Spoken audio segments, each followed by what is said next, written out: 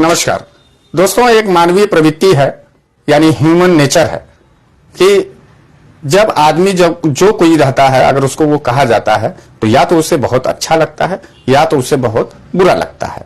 जैसे में अगर किसी चोर को आप चोर कह दें तो वो पूरी तरीके से तिलमिला जाता है, गुस्सा जाता है। आप किसी डकैत को डकैत कह दीजिए, किसी कब्जेदार को कब्जेदार कह दीजिए, किसी रंगदार आदमी को रंगदार कह दीजिए, माफिया कह दीजिए, तो उस आदमी को बहुत ज्यादा बुरा लगता है। यही आजकल चल रहा है हमारे देश की राजनीति में और खास करके महाराष्ट्र के राजनीति में। अभी राहुल गांधी जी ने एक बात कही कि सावरकर जी लगातार माफी वीर हैं और सावरकर जी देश के तमाम क्रांतिकारियों के खिलाफ जाकर के अंग्रेजों का साथ दिए और एक चिट्ठी दिखा रहे थे जिस पर भारतीय जनता पार्टी पूरी तरीके से तिलमिला गई। आपको हम बता दें और आज जो ये लाइव है कि आखिर कौन थे सावरकर और कैसे थे सावरकर, इस विषय पर हम लोगों को भी ये लगा कि नहीं, अपनी अपनी बात रखनी चाहिए। हमने जहां तक सावरकर को समझा है, हमने जहां तक सावरकर को देखा है, हमने जहां तक सावरकर को पढ़ा है, वो अनुभव मैं आपके सामने साझा करना चाहता हूं। क्योंकि बनारस से हूं तो बनारस क्या सोच रखता है, हमारे जैसे नौजवान क्या सोच रखते हैं सावरकर को लेकर के, इतिहास को पढ़ करके। देखिए, सावरकर जी पूरी तरीके से वफादार आदमी इस देश के प्रति कभी नहीं थे। अगर रहते तो देश के जो इतिहासकार थे उन्हें माफी वीर न कहते, उन्हें गद्दार का भी एक उपाधि दी गई है, जयचंद का भी एक उपाधि दिया गया है। इतिहास जिसने भी लिखा है वो पूरी शिद्दत के साथ लिखा है, पूरी सच्चाई के साथ लिखा है। और मैंने जैसे ही अपने बात में शुरुआत में कहा कि अगर किसी चोर को चोर कह दिया जाएगा तो वो पूरी तरीके से तिलमिला जाता है। वही बात भारतीय जनता पार्टी के साथ आज हो रहा है। सावरकर जी कभी भी वफादार नहीं थे। सावरकर जी की जो पूरी तरीके से क्रांतिकारियों के प्रति नफरत थी, जो चिट्ठियां उन्होंने लिखी हैं, जो इतिहास में दर्ज है, और जब जितना कोशिश था उतना ज्यादा अंग्रेजों के साथ मिलकर के भारत को कमजोर करने का काम सावरकर ने किया। यह हम नहीं कर रहे हैं, यह भारतीय इतिहास कह रही है। अब उसको जबरदस्ती बदला जा रहा है क्योंकि सावरकर को मानने वाले लोग आज शासन में हैं, सत्ता में हैं, तो वो ये सोच रहे हैं कि सर पर लगा हुआ यह कलंक हम कैसे मिटा दें और जबरदस्ती सावरकर को वीर बता दें। वीर अगर रहते सावरकर जी तो 13 बार माफी क्यों लिखे? वीर अगर रहते सावरकर जी तो देश में जब क्रांतिकारी मर रहे थे, जेल में ठूसे जा रहे थे, देश की आजादी की लड़ाई चल रही थी, तब सावरकर जी को पेंशन क्यों ले रहे थे सावरकर जी अंग्रेजों से? देश के अंदर देश को तोड़ने की जो साजिश चल रही थी अंग्रेजों का, उसमें सावरकर जी ने अंग्रेजों का साथ क्यों दिया? क्यों जिन्ना के साथ मिल करके उन्होंने पंजाब और बंगाल में सरकार बनाया? क्यों भारत को तोड़ने के लिए हिंदू और मुसलमान का स्थापना की लड़ाई की स्थापना किया गया? यह बात हर आदमी के मन में कौंधनी चाहिए, सोचनी चाहिए। सावरकर जी इस देश के इतिहास के लिए और इस देश के तिरंगा के लिए मेरे हिसाब से पूरी तरीके से कलंक है। सावरकर जैसा औलाद किसी भी देश के किसी भी परिवार में पैदा ना हो, मैं यही बाबा विश्वनाथ से कामना करता हूं। आज भारतीय जनता पार्टी सरकार में है, इस बात से तिलमिला सकती है, जेल भेज सकती है, मुकदमे कर सकती है, हमले कर सकती है, लेकिन भारतीय जनता पार्टी सच्चाई को कभी भी खत्म नहीं कर सकती है। और सावरकर वाकई इस देश के साथ, सावरकर का ही नाम पेंशन लेने वालों में क्यों आया है? मैं जानना चाहता हूं कौन सी ऐसी काबिलियत थी सावरकर के अंदर कि वो भारतीय क्रांतिकारियों का साथ देते थे। सारे भारतीय क्रांतिकारी जो है फांसी पे लटकाए जा रहे थे, जेल में ठूसे जा रहे थे, यातनाएं हो रही थी, अत्याचार हो रहा था, और सावरकर को 60 रुपया पेंशन मिल रहा था।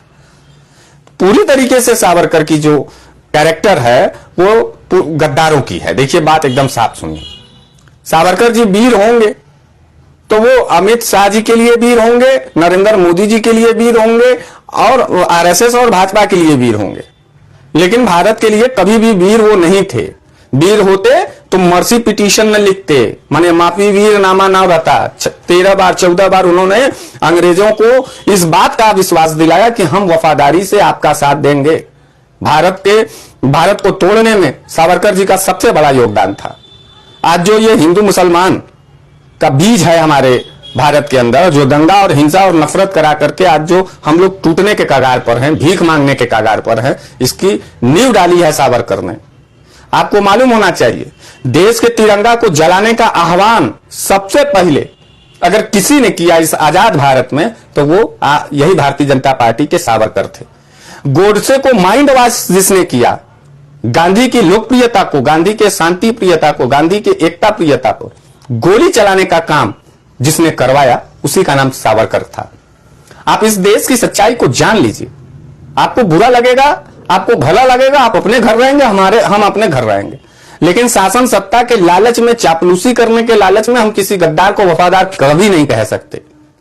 हम गुंडई के सामने कभी सर नहीं झुकाएंगे, माफिया गर्दी के सामने कभी घुटना नहीं टेकेंगे, सच्चाई को पूरे दमखम के साथ कहेंगे। सावरकर इस देश के लिए कलंक थे। मैं वर्तमान नौजवानों से इस बात को कहना चाहता हूं, और इतिहास को जबरदस्ती, जितने कायर थे, जितने गद्दार थे, जितने देश को तोड़ने वाले थे, सब के सब आरएसएस और भारतीय जनता पार्टी में पूजे जाते हैं।